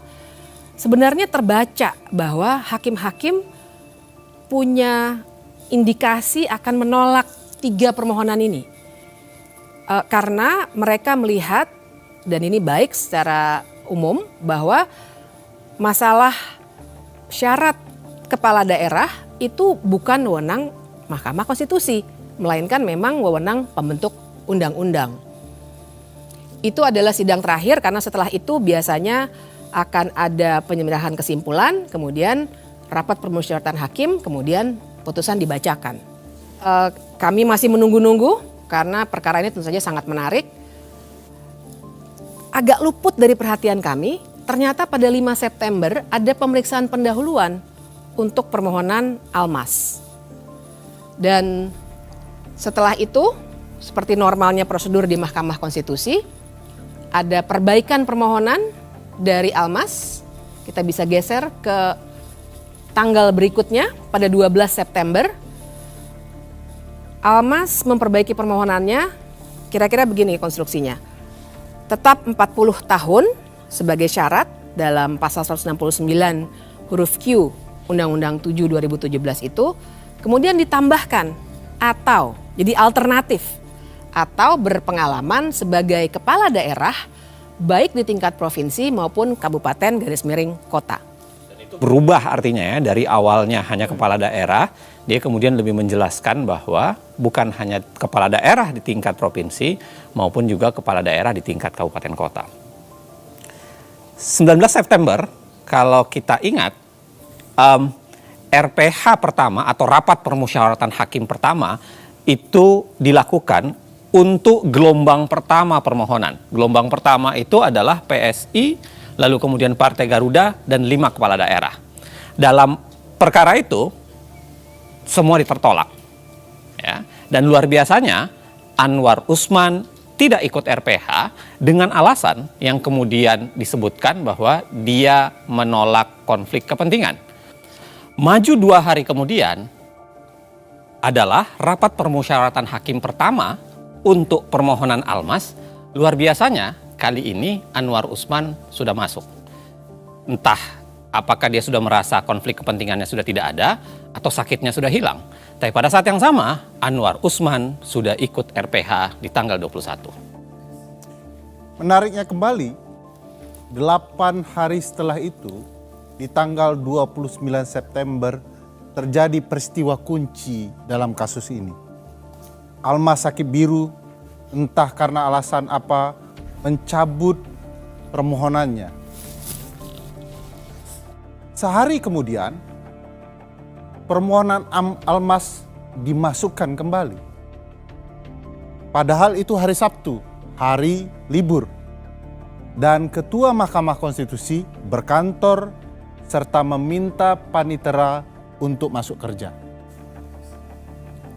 Biasanya kalau dicabut, bukannya dikeluarkan penetapan. Ya, itu uniknya perkara ini, sehingga disebut kunci. Seharusnya ketika penetapan atau pencabutan dilakukan, penetapan dikeluarkan, dilakukan pembacaan sidang penetapan pencabutan perkara. Anehnya itu tidak terjadi. Malah kemudian digelar sidang yang berbeda di tanggal 3 Oktober. Disebut berbeda karena sidang ini disebut sebagai sidang konfirmasi permohonan. Almas kemudian menyatakan bahwa sebenarnya dia tidak punya keinginan mencabut, tetapi itu keinginan kuasa hukumnya. Dan pada saat yang sama, sidang konfirmasi permohonan tidak ada dalam hukum ada acara. di dalam hukum acara MK. Jadi ini disebut unik karena memang tidak terdapat di dalam hukum acara Mahkamah Konstitusi. Nah, setelah praktik tidak ada dalam hukum acara itu, karena kasus Almas tetap dilanjutkan atau permohonan Almas tetap dilanjutkan, masuklah RPH kedua permohonan Almas. Lagi-lagi Anda masih ingat bahwa di situ Anwar Usman masih ikut di RPH. Maju 4 hari kemudian, RPH ketiga untuk permohonan Almas kembali dilakukan. Ini juga menarik, Mas Ferry dengan Mbak Bibip. Biasanya RPH berulang kali itu adalah tanda bahwa permohonan itu memang jelimet. Atau ada pertarungan perkara yang penting, atau barangkali karena memang pemohon menghadirkan sebuah logika yang canggih dan pembuktian yang luar biasa. Tapi kalau kita lihat Almas, saya tidak cukup yakin dengan itu. Karena kalau kita lihat permohonan Almas, Anda bisa bayangkan alat buktinya ada 3.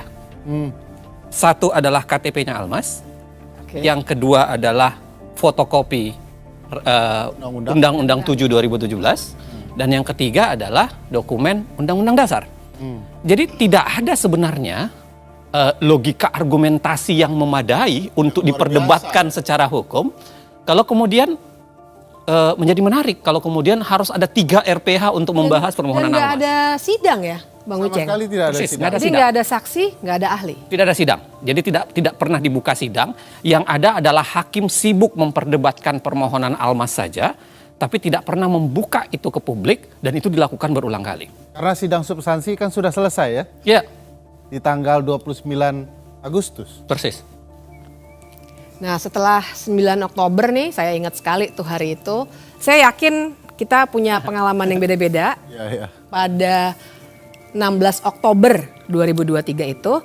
Tapi karena kami memang sangat terlibat dalam perkara ini, walaupun dengan aktivitas yang berbeda-beda, semua pasti pada pasang headset. Mendengarkan dari gadget masing-masing apa yang terjadi di ruang sidang. Jadi hari itu saya juga mendengarkan dengan tekun. Paginya perkara yang lain dulu. Kemudian pada 11.45 seperti saya duga permohonan PSI selesai dibacakan dan ditolak. Lega betul saya. 12.29 perkara kedua yang dimohonkan oleh Partai Garuda ditolak juga. Tambah lega saya. Kemudian yang ketiga 12.49 perkara ketiga selesai dibacakan juga ditolak. Ya. Kegembiraan Mbak Bibip soal kelegaan itu juga hinggap di diri saya. Karena selesai istirahat, saya makan siang, bahagia, demokrasi Indonesia terselamatkan, saking bahagianya tertidur. Nah, di sini momen krusial yang dikerjain oleh MK itu.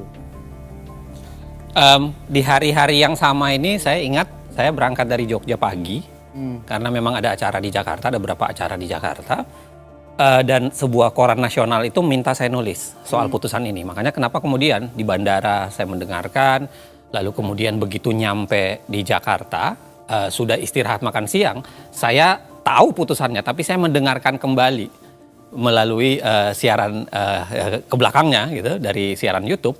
Dan ya saya persis bayangan saya sebenarnya permohonan ini ditolak. Hanya saja saya agak khawatir sebenarnya. Ini nggak sepenuhnya saya merasa gembira. Karena saya kasih bocoran aja. Jadi beberapa hari sebelumnya ada 2 peristiwa sebenarnya yang membuat saya agak khawatir. Yang pertama adalah karena di sebuah podcast ada seorang politisi yang bercerita dengan lantang bahwa putusan ini akan berubah dengan ya agak mirip dengan permohonannya Almas. Sebut yang saja terakhir. Bambang Pacul. Ya, dalam sebuah podcast. Dan yang kedua, bocoran ini sebenarnya sudah keluar di kalangan wartawan. Jadi beberapa wartawan itu sudah mulai bercerita bahwa permohonan ini akan dikabulkan dengan alasan yang agak mirip Almas. Itu yang membuat saya, walaupun ini semua ditolak, saya tetap merasa was-was bahwa jangan-jangan terjadi arus balik di pasca makan siang. Ya. Gitu. Nah, kebahagiaannya Ferry itu sebenarnya beralasan sih. Karena kan memang kita nih yang biasa mengamati, menganalisis putusan-putusan MK, paham bahwa biasanya kecenderungannya kalau ada satu perkara yang objeknya sama, kecenderungannya akan sama karena satu blok begitu ya. Nah, tapi waktu itu saya ingat betul di jadwal sidang memang tertera hari itu akan diputus banyak putusan, tidak hanya 3. Nah, jadi waktu siang itu Ferry lagi tidur, ada tuh wartawan yang nanya, "Mbak, komentar dong mengenai putusan yang sudah keluar nih, bagus-bagus ya Mbak ya?"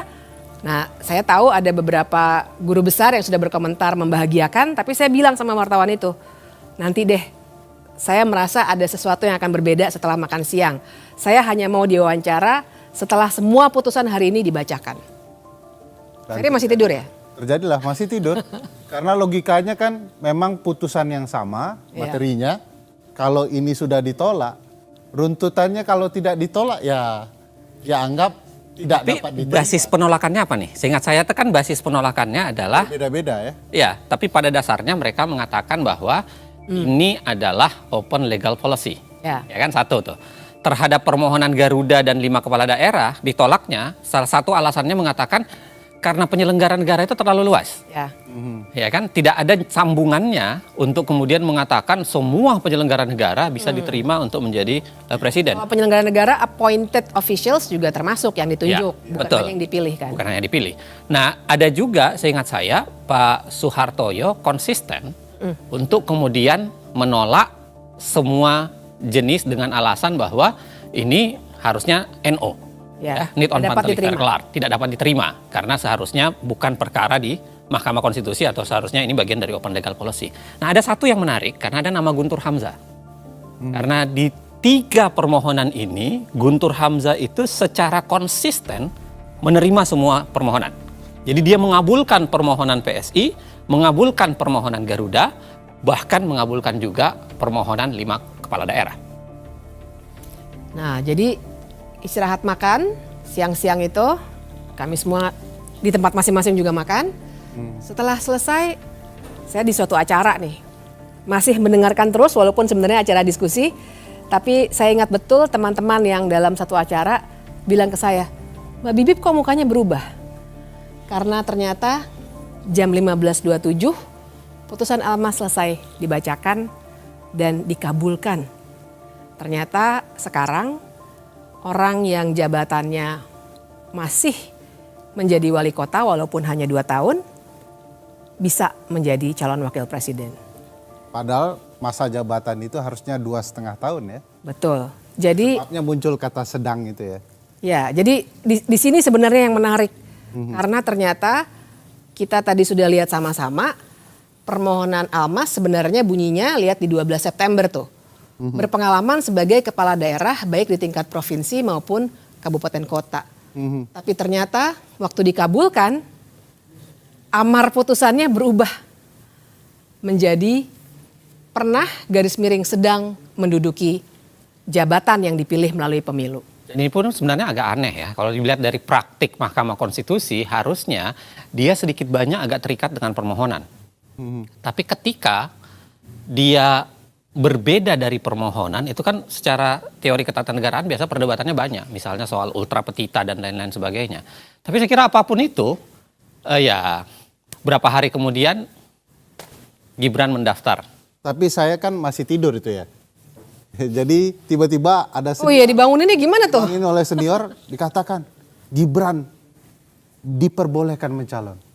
Saya sedikit marah dan sampai mengatakan saya gugat Anda nanti karena Anda mengganggu mimpi saya soal betapa indahnya demokrasi di Indonesia. Sekarang setelah terbangun rasa-rasanya demokrasi jadi kian buruk. Tak lama kemudian 25 Oktober pasangan Prabowo Gibran mendaftar ke KPU.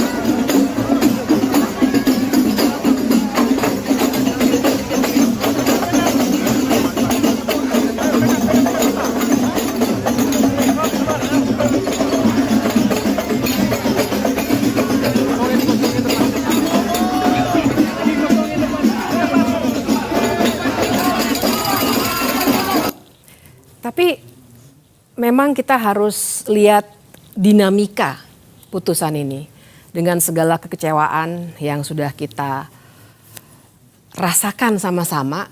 Kita bisa melihat ada apa sebenarnya di balik putusan nomor 90 itu. Kalau digambarkan secara luas kira-kira kan seperti ini. Ada 9 orang hakim Mahkamah Konstitusi. Kita lihat dulu dari yang mengabulkan. Ada 3 orang yang mengabulkan di sini. Anwar Usman, Ketua Mahkamah Konstitusi yang juga paman Gibran. Guntur Hamzah, yang tadi sudah diceritakan konsistensinya. Kemudian yang ketiga ada Manahan Sitompul.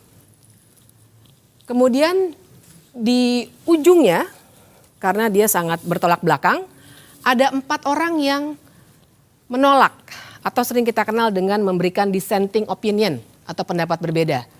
Ada Saldi Isra, ada Arief Hidayat, ada Wahidudin Adams, dan ada Soehartoyo. Dan mengabulkan di sini sebenarnya maknanya adalah jadinya Gibran yang masih menduduki jabatan sebagai wali kota menjadi berhak untuk dicalonkan sebagai calon wakil presiden. Sedangkan yang menyatakan pendapat berbeda pada intinya bilang ini seharusnya ditolak karena memang bukan kewenangan dari Mahkamah Konstitusi seperti yang tadi sudah kita diskusikan.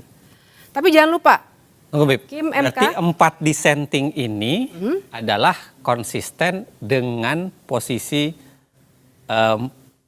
di permohonan PSI, Garuda dan 5 kepala daerah. Betul. Mereka sama-sama mereka menolak semua kan dengan alasan yang sama dan mereka konsisten dengan menolak sehingga dimasukkan di dissenting itu. Iya, mereka sebenarnya konsisten, tapi tersisa 2 nih. Dan ini yang menarik, karena yang 2 ada di tengah-tengah, yaitu Eni Nurbaningsih dan Daniel Yusmik. Mereka menyampaikan pendapat yang sering kita namakan concurring opinion. Secara teoretik itu artinya pendapatnya mereka memberikan alasan yang berbeda, walaupun kesimpulannya sama dengan mayoritas putusan. Nah, jadi dengan gambaran ini perlu saya jelaskan sedikit ngomong-ngomong bahwa perbedaannya ada di mana. Yang mengabulkan bilang bahwa semua jabatan yang dipilih melalui pemilu, termasuk di situ gubernur, wali kota, bupati, bisa mencalonkan diri sebagai calon wakil presiden. Sementara Eni Nurbaningsih dan Daniel Yusmik sebenarnya bilang nggak bisa, hanya sampai batas gubernur yang bisa mencalonkan diri sebagai calon wakil presiden dan calon presiden.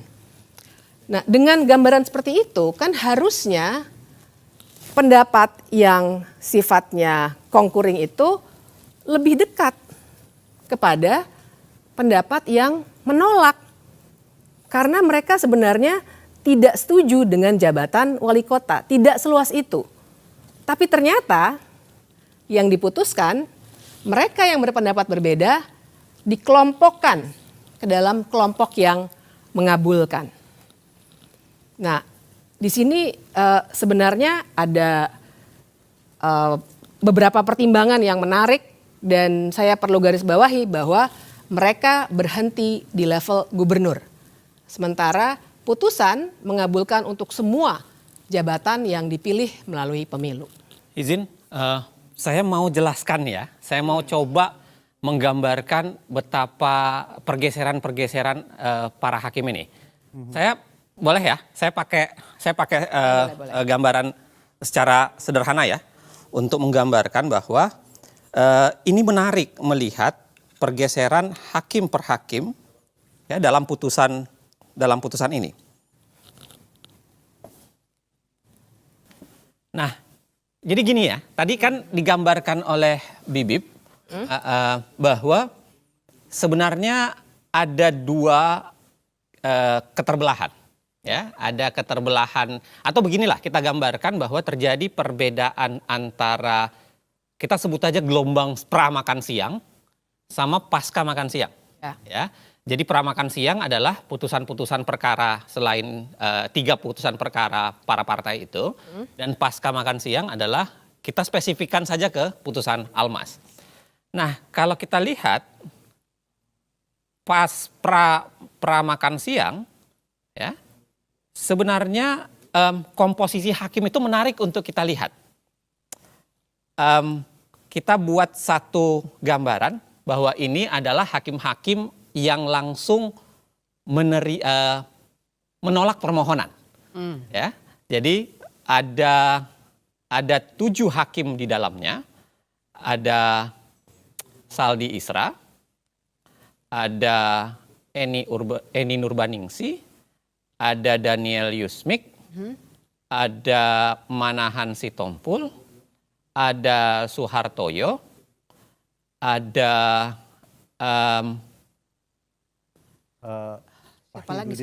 Wahidudin Adams, betul, dan Arif Hidayat, ya kan? Ada 7 di kelompok ini. 1 orang konsisten mengabulkan. Ini yang kita, atau saya ganti warnanya deh. Saya ganti warnanya ya, supaya jauh lebih mudah kita lihat.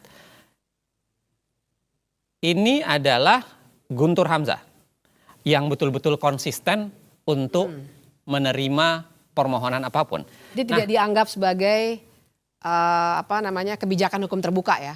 Persis. Nah, ada 1 orang lagi di sini yang Anwar Usman, yang sama sekali tidak ikut di permohonan itu dengan alasan yang tadi sudah saya jelaskan. Konflik kepentingan atau kemudian di keterangan yang lain dikatakan sakit. Ya. Oke. Nah, menariknya pergeseran pasca makan siang ini menarik untuk kita lihat. Oke. Pasca makan siang, ya, putusan pasca makan siang, khususnya Almas, kita bicara khususnya Almas, itu terjadi pergeseran karena yang menerima permohonan, ya, yang menerima permohonan kita pakai penerima itu adalah biru saja, ya kan? Yang menerima permohonan itu berubah menjadi 3. Ada 3 orang di situ. Ya. Ada Guntur Hamzah, ada Anwar Usman, dan ada Manahan Sitompul. Oke? Yes. Sedangkan yang konsisten dengan sikap pra-makan siang itu tersisa cuma 4. Tersisa 4 itu adalah ada Saldi Isra, ada Arif Hidayat, ada Suhartoyo, dan ada Wahidudin Adams. Ya. Oke. Nah, tadi Bibip sudah menjelaskan bahwa ada varian baru yang berbeda, yaitu tiba-tiba hadir yang namanya concurring. Di sini ada 2, yaitu Eni Nurbaningsi dan Daniel Yusmik. Nah, dari sini ini menarik untuk kita diskusikan. Ya. Mengapa ada banyak pertanyaan? Pertanyaan pertama adalah mengapa Manahan Sitompul ini tiba-tiba bergabung di tempat sini? Ya. Ini yang banyak dibahasakan termasuk dalam putusan MK-MK. Jangan-jangan ini adalah hasil dari proses lobby-lobby. Karena kan putusan MK-MK menyatakan ada hakim lain yang masuk ke ruangan hakim lain untuk kemudian saling berbicara. Ya. Oke, itu keanehan pertama. Keanehan kedua adalah Anwar Usman yang tiba-tiba ikut gabung berbeda dengan kasus dengan yang lain. Ya. Kalau ini kita sebut keanehan pertama, ini keanehan kedua. Oke. Keanehan ketiga adalah misteri pergeseran dua orang yang awalnya di sini adalah menolak dengan alasan yang dikembangkan. Ya, tadi Bibi sudah menjelaskan bahwa dia menjadi concurring, padahal concurringnya itu kalau kita baca, Eni termasuk menjelaskan cukup detail. Dia mengatakan, ya kenapa hanya gubernur yang boleh diterima dan berbeda dengan isi putusan, karena gubernur itu adalah wakil pemerintahan pusat di daerah. Sehingga gubernur itu seakan-akan adalah ada bau-bau pusatnya. Menjadi gubernur itu dekat dengan pemerintahan pusat dalam tanda kutip. Itu dibuat dalam putusannya concurringnya Eni. Nah, menariknya adalah saya tidak tahu mengapa ya, dan mungkin barangkali kita bisa diskusikan kemudian atau kita bisa simpulkan atau kita tarik bagaimana cara berpikirnya.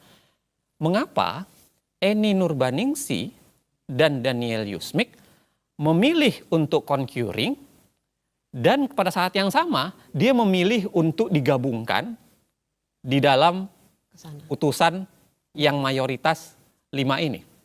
Tadi Bibi sudah menjelaskan. Harusnya kalau komposisinya adalah dia bergabung dengan yang seperti ini, karena memang ini lebih pengelompokannya lebih dekat, harusnya putusannya menjadi 6-3. 6-3 ya. Ada juga pertanyaan Bang, kalau boleh bertanya. Almas mengajukan permohonan dengan mengatakan bagi yang pernah menjadi kepala daerah. Kata pernah, dia harus menyelesaikan masa jabatannya. Ya. Persis. Lalu tiba-tiba di putusan ada tambahan kata.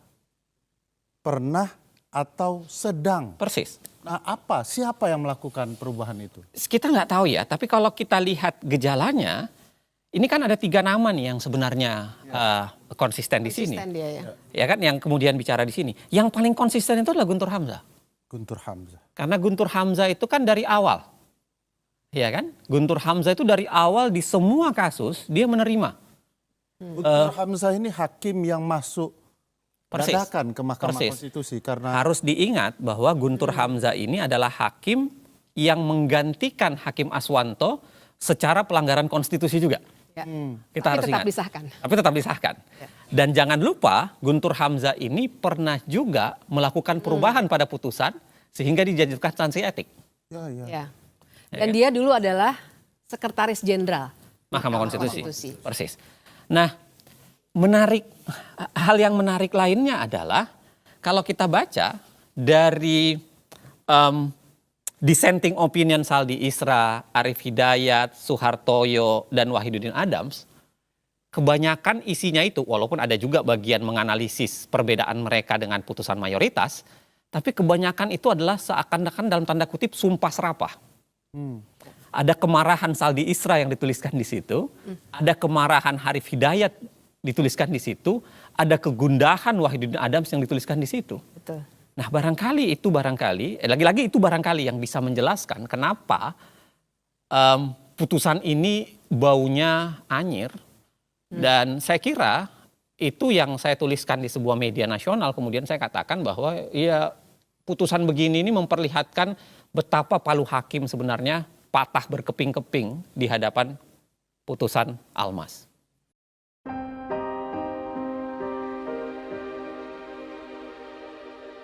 semua rencana ini tidak didesain dalam semalam, juga tidak didesain sendirian. Sebagian besar rencana kecurangan yang terstruktur, sistematis, dan masif untuk mengakali pemilu ini sebenarnya disusun bersama dengan pihak-pihak lain. Mereka adalah kekuatan yang selama 10 tahun terakhir berkuasa bersama. Persaingan politik dan perebutan kekuasaan, desain kecurangan yang sudah disusun bareng-bareng ini akhirnya jatuh ke tangan satu pihak, yakni pihak yang sedang memegang kunci kekuasaan di mana ia dapat menggerakkan aparatur dan anggaran. Tapi sebenarnya ini bukan rencana atau desain yang hebat-hebat amat. Skenario seperti ini dilakukan oleh rezim-rezim sebelumnya, di banyak negara, dan sepanjang sejarah. Karena itu untuk menyusun dan menjalankan skenario kotor seperti ini, tak perlu kepintaran atau kecerdasan. Yang diperlukan cuma 2, mental culas dan tahan malu.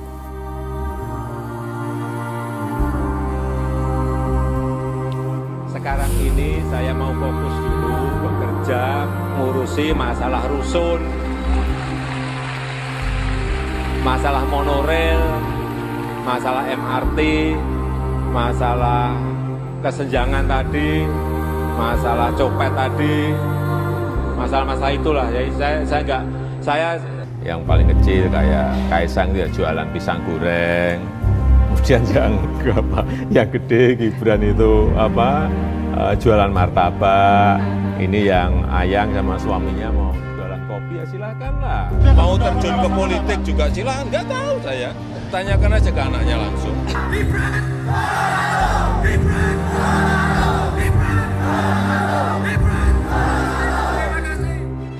Rapat pleno terbuka penetapan pasangan calon wali kota dan wakil wali kota terpilih dalam Pilkada Kota Medan tahun 2020 hanya dihadiri pasangan nomor urut 2 Bobi Nasution, Aulia Rahman. Buat Pak Prabowo dan Mas Gibran.